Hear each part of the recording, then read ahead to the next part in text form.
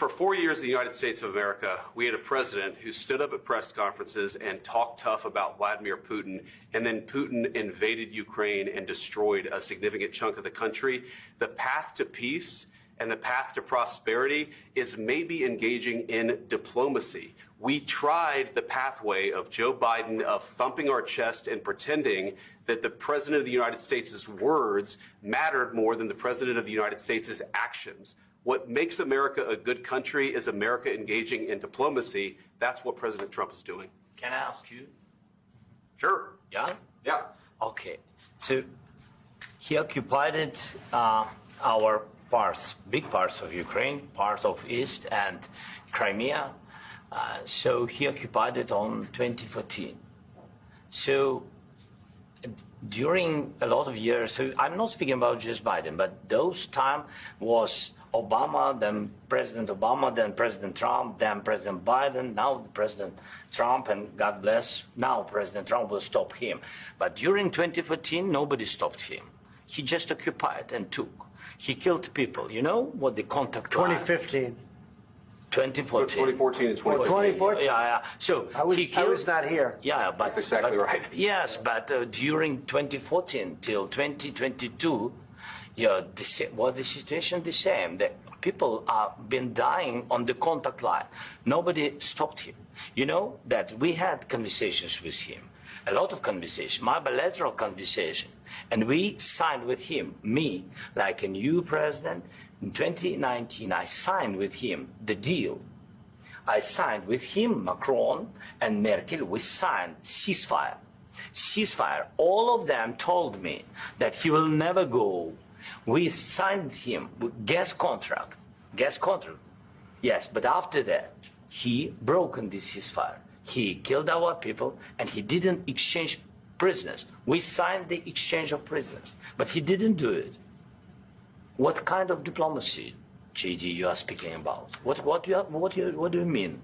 I'm talking about the kind of diplomacy that's going to end the destruction of your country. Yes, but if you Mr. President, with respect, I think it's disrespectful for you to come into the Oval Office and try to litigate this in front of the American media. Right now, you guys are going around and forcing conscripts to the front lines because you have manpower problems. You should be thanking the President for trying to bring an end to this conflict. Have you ever been to Ukraine that you say what problems we have?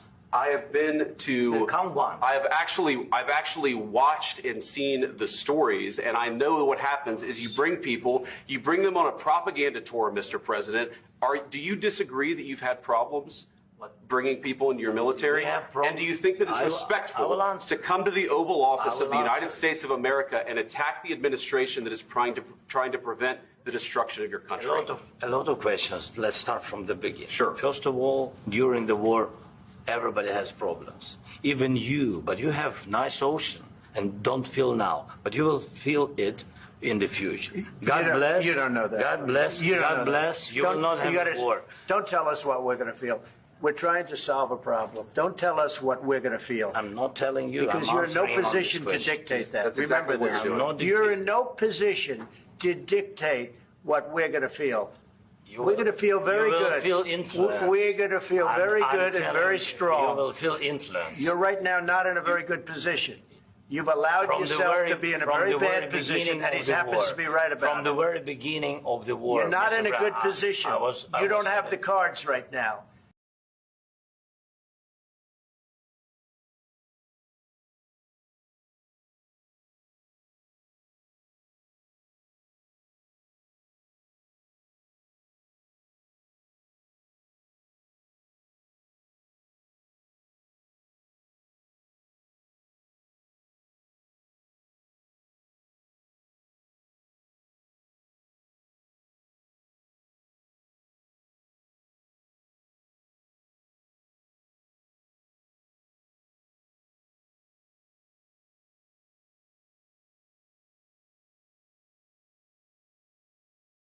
Please, you think that if you will speak very loudly about the war, you can... He's not speaking loudly. He's not speaking loudly. Your country is in big trouble. Can I Wait answer? a minute. No. You've done a lot of talking.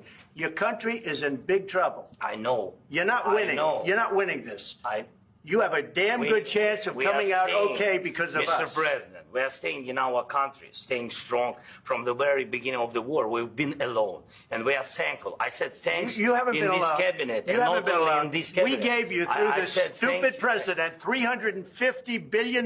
You voted we gave for you your military president. equipment, You and you voted men for are your brave, president. but they had to use our military. What about West if Virginia? you didn't have You our invited military me- equipment, you invited if me you to didn't speak. have our military equipment, this war would have been over in 2 weeks. In 3 okay? days, I heard it from Putin. In 3 days. This is